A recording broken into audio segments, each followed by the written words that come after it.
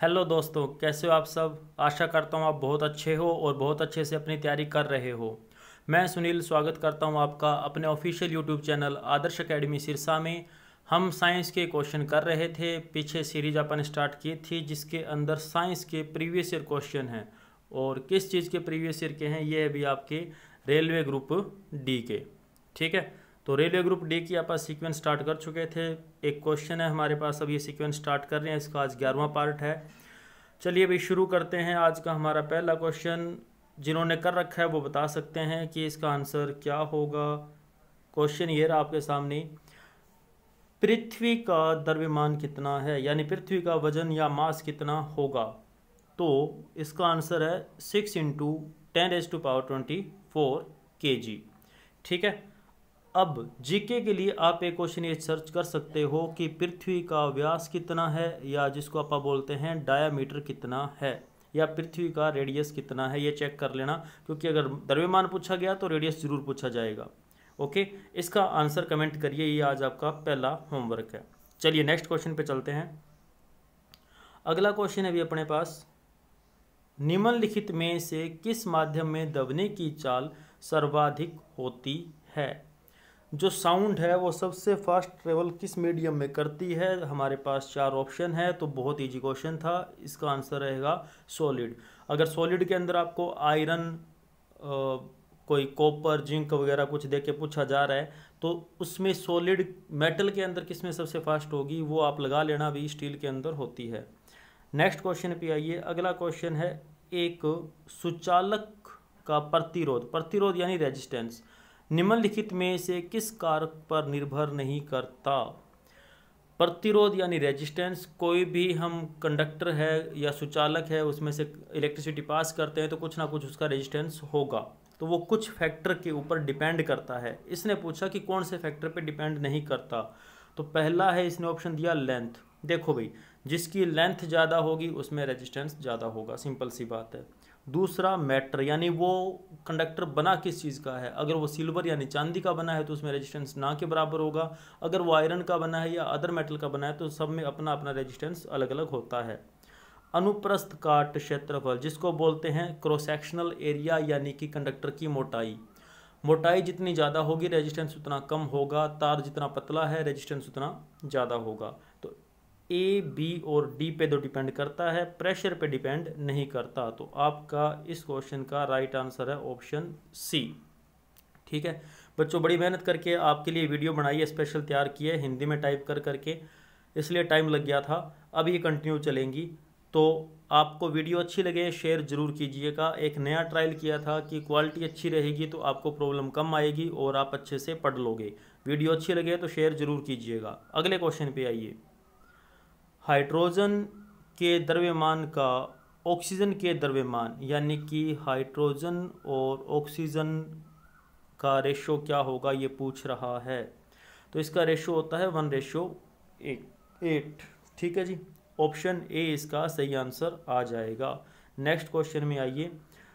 धावन soda के एक अणु में पानी के कितने अणु उपस्थित होते हैं। तो इसका आंसर हो जाएगा 10। नेक्स्ट क्वेश्चन पे,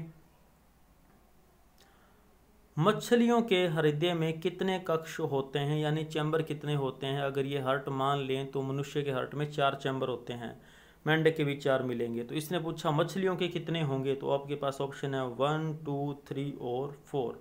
तो मछलियों के हृदय में कितने होते हैं भाई, 2 चैम्बर होते हैं।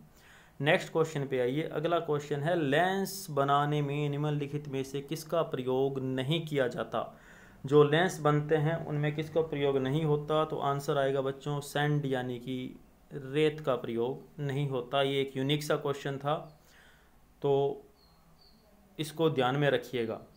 ठीक है, नेक्स्ट क्वेश्चन पे आइए। अगला क्वेश्चन है बड़ा अच्छा क्वेश्चन, बहुत प्यारा क्वेश्चन है। जो भी बच्चे हरियाणा और रेलवे की तैयारी कर रहे हैं सिर्फ उनके लिए बता दूं, रसायन विज्ञान या केमिस्ट्री के नाम पे आपसे मैक्सिमम क्वेश्चन पूछे जाएंगे बच्चों मॉडर्न पीरियोडिक टेबल से रिलेटेड। तो इनको अच्छे से पी जाना। ठीक है, चलिए क्वेश्चन करते हैं। मॉडर्न पीरियोडिक टेबल, आधुनिक आवर्त सारणी के 18वें समूह में कितने एलिमेंट होते हैं। तो जिन्होंने मॉडर्न पीरियोडिक टेबल कर रखी है उनको मोटा मोटा याद होगा कि मॉडर्न पीरियोडिक टेबल की बाउंड्री कैसी होती है। बच्चों बाउंड्री ज़रूर याद करना क्योंकि ये बहुत ज़रूरी है। मैं थोड़ा सा आइडिया दे देता हूँ।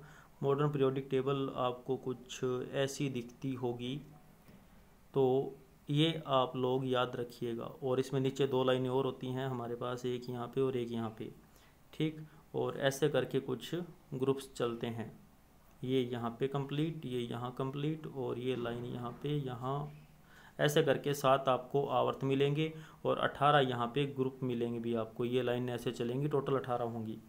तो ये बाउंड्री याद रखना। वो पूछ सकता है कि पहले ग्रुप का पहला एलिमेंट कौन सा है, दूसरे ग्रुप का पहला एलिमेंट कौन सा है। ऐसे ही पूछ लेगा कि 16वें ग्रुप का या 14वें ग्रुप का पहला एलिमेंट कौन सा है। तो आपको ये सारे एलिमेंट याद होने चाहिए भी यहाँ वाले, या फिर वो ग्रुपों के नाम भी पूछ सकता है। ओके, तो अब इसने पूछा 18वां ग्रुप, तो ये वाला होता है 18वां ग्रुप, लास्ट वाला। टॉप टू बॉटम चलते हैं उनको ग्रुप बोलते हैं, लेफ्ट से राइट चलेंगे ये आवर्त या पीरियड्स बोले जाते हैं, ठीक है। तो ये 18वां ग्रुप है। 18वें ग्रुप के अंदर टोटल एलिमेंट मिलेंगे आपको कितने बच्चों, 8। तो इसका राइट आंसर क्या हो जाएगा, 8। मॉडर्न पीरियोडिक टेबल की आप लोगों ने बाउंड्री याद रखनी है, लेआउट याद रखनी है, स्ट्रक्चर याद रखना है, ठीक है। अगले क्वेश्चन पे आइए। नेक्स्ट क्वेश्चन है हमारे पास, किस परमाणु का उप परमाणु नहीं होता। तो ये आ जाएगा बच्चों आंसर, जेनोन।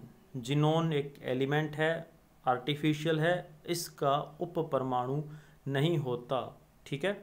नेक्स्ट क्वेश्चन, आज का लास्ट क्वेश्चन है ये हमारे पास, परमाणु के अंदर यानी एटम के अंदर न्यूट्रॉन द्वारा प्रोटॉन पर आरोपित बल क्या कहलाता है। यानी कि अगर हम मान लीजिए न्यूक्लियस है और यहाँ ये सेल हैं, इनके अंदर इलेक्ट्रॉन चक्कर लगा रहे हैं, तो इस सेल के अंदर, इन सेल के अंदर तो होते हैं इलेक्ट्रॉन, और न्यूक्लियस में क्या होता है, यहाँ पे इसमें होता है भी आपका प्रोटॉन और न्यूट्रॉन। अब प्रोटॉन और न्यूट्रॉन एक दूसरे पर फोर्स लगाते हैं, तो इसने पूछा कि एक दूसरे पर जो फोर्स लगाते हैं इस फोर्स को क्या कहा जाता है। 4 ऑप्शन भी आपके सामने।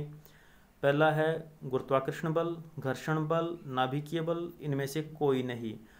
तो इसका सही आंसर होगा बच्चे, नाभिक के अंदर जो फोर्स लगता है ना, ये न्यूक्लियस के अंदर जो फोर्स लगता है उसको न्यूक्लियर फोर्स या नाभिकीय बल बोला जाता है।